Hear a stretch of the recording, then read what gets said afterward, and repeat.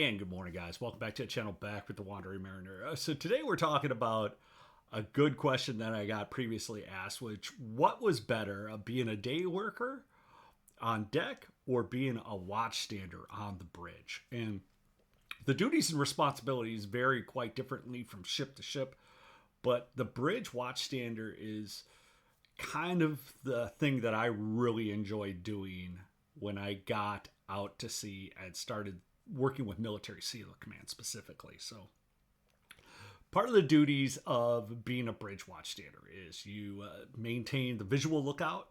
You will steer the ship. You will do like a roving security patrol. And when the ship's in port, you will stand like gangway security watches. You'll continue to do those roving patrol watches where you're going down into the holds, going down, checking doors, making sure doors and things are secured and whatnot. And just talking a little bit about like the importance of all those positions. Like when you are a lookout, like Coast Guard regulation says that you shall keep a visual watch at all times. And for the mate on watch, the mate will be often caught up in other duties and responsibilities on the ship. Maybe inside talking on the radio, so he might not hear sound signals or see certain things outside when he's talking on the radio or on the phone with the captain or plotting positions on the chart or just doing other things that could possibly take his eyes off the visual watch for a moment. So we will keep another visual watchstander on the bridge, and it's usually an AB or ordinary seaman that's up there standing lookout. And when you're out at sea, even though you could be in the wide open ocean, there can be things floating in the water, discolorations in the water, other vessels at nighttime, taking a look at and seeing different lights. Sometimes the mate will be like, what do you see? Because the visual recognition of which way a ship's going is based on their running lights. But that is all a little bit of interpretation on what you see. So sometimes the mate will ask the lookouts, like, what kind of light do you see there? And he'll just compare it to what he sees and back and forth. So it's good to have that additional watchstander that's always looking out to help out the mate. Another duty and responsibility of the watchstanders are to drive the ship. Now, the mate on watch is overall in charge of the navigation and driving of the vessel, but he's going to give helm orders to the helmsman to say left, right, how many degrees of rudder to use, how close they want or tight they want to turn, or how long of a turn they're going to make, and just maintaining the steerage of the ship. And that is typically the primary duties of the bridge watchstander. So also do roving patrol watches. And if you've heard of the SSL Faro, it's a commercial ship that had sank back, I want to think like 7-8 years ago now. But one of the things that happened to the El Faro is the El Faro went into heavy weather, which they didn't pay attention to the weather reports and whatnot. They pretty much drove right into a hurricane.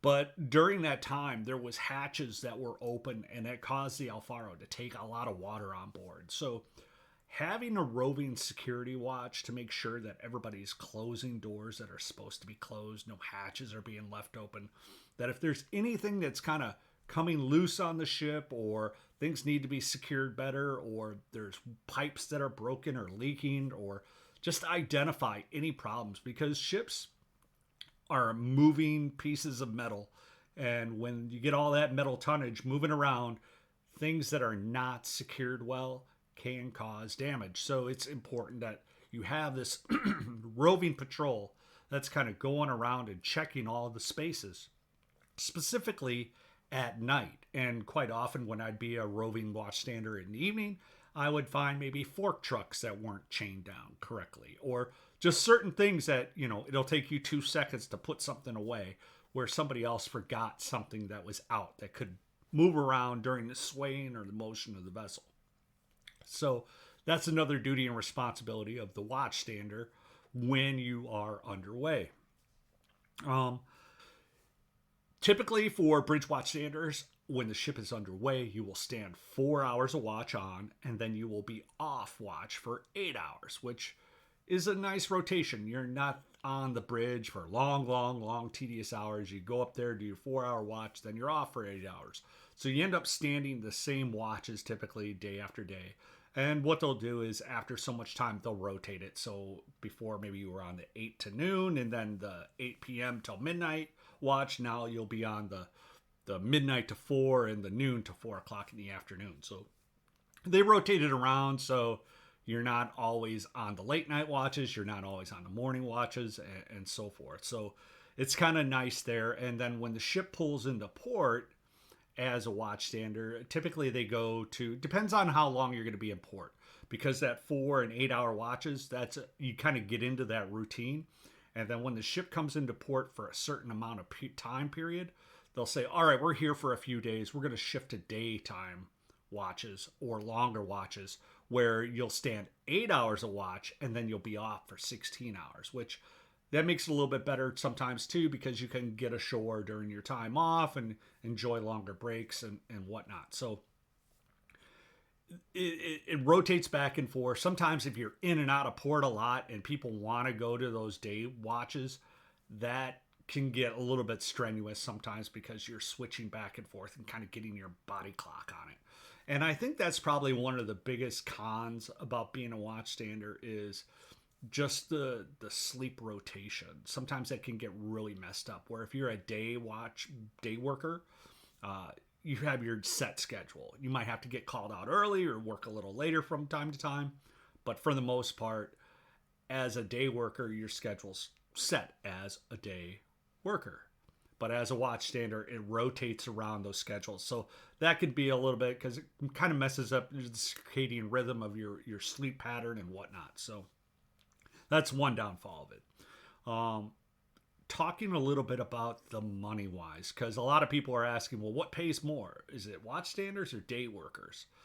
And personally, I think that watchstanders make a little bit more than the day workers, because on every ship, overtime isn't always guaranteed. But as a day worker, you have to work at least 16 hours every weekend. You're going to stand your watches on the weekends too.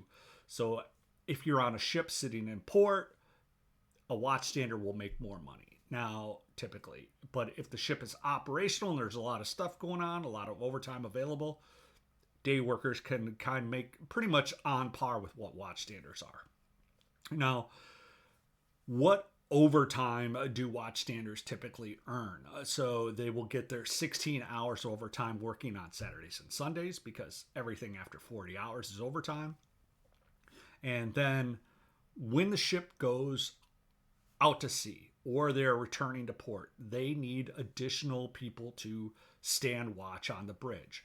Not every bridge watchstander, like typically like ordinary seamen, if you just started learning how to drive the ship, they're not going to let you drive the ship doing pilotage, going in and out of a port. They want the more seasoned, experienced helmsman up there driving the vessel. Same thing during underway replenishments when you're underway. So that's a big time that a lot of AB watchstanders make their money, is during underway replenishments and during entries and departures from port. And those are the big money maker time periods. And it all depends on how busy the ship's schedule is. If you're only doing one unrep every couple of weeks, well, then that's not a lot of overtime there, where maybe on daytime. And depending on the ship, typically if you are a good worker and things are slow and you're not doing a lot of underway replenishments and whatnot, typically you could talk with the ship's bosun, and they have spaces kind of around the bridge that the watchstanders are already up there all the time on the bridge wings, so forth.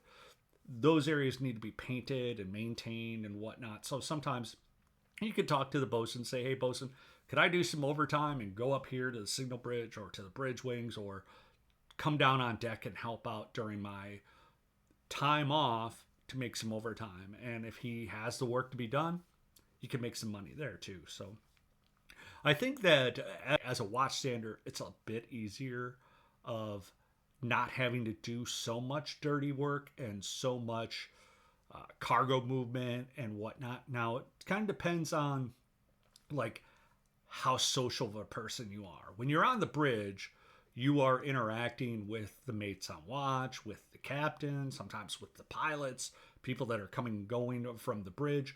So being up there, sometimes you have to wear a uniform. You have to be a little bit more professional.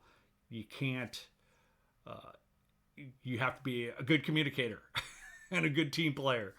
Some guys don't like being on the bridge. They don't like that being seen by the captain. They just want to like do their job, get their assignment, drive a fork truck, do their thing down on deck, and not really be scrutinized. Because as a helmsman, there is pressure sometimes to make sure that you're steering right. Now, it's not like rocket science. It's fairly simple after you kind of get some experience and understand how the ship moves and whatnot. And more or less, you're just doing the actions that the mate on watch is telling you to do. So it's not super hard to drive a ship because really it's the mate on watch that's driving the ship. You're not actually making decisions or anything. You're just carrying out the actions of doing what you're told to do. So, but paying attention to the helm, like when you're doing an underway replenishment, it's a little bit different because that is the one time where the ship can sway and move a lot because there's another ship very close vicinity of you, and there's a lot of water moving between those two vessels. So there's a suction effect and a push effect between those two ships. So maintaining that course can be kind of a pain in the butt, and being a master helmsman there is advantageous. Have a lot of experience to understand how the boat moves and how the ship moves to maintain a set course, to make sure that you don't collide in with another ship. And there could be some pressure with that, and you know, the mates will be like, hey, mind your helm, because if you start to drift a little bit, you're not focused completely on it. And during underway replenishments, they'll rotate that helmsman a lot more often. You will not stand at the helm for a whole hour, which you might do when you're in open ocean. They'll rotate like every 20 minutes, like continuously giving people a break to get in there, because you're focused, like lasered in, looking at that compass rose and making the magnetic compass and making sure that like we are not moving, that you are maintaining the course. So, but that's kind of the duties and responsibilities of Watchstander. I always really enjoyed it. I liked being on the bridge. I liked kind of hearing what was going on board the ship and seeing like you're looking out, have your day. You're just looking out over the ocean. And I always appreciated seeing the sunrises, the sunsets, and just seeing all the operations that we were always doing, where sometimes when you're on deck, you're just kind of laser focused on doing the job at hand, and you don't get that kind of freedom or independence to kind of stand out there and look around and get paid for it. So that's just my perspective. You guys leave your comments below. Quite often your comments end up being my next video topic, so make sure you leave them below, like, subscribe, and we'll hit you on the next one. Peace.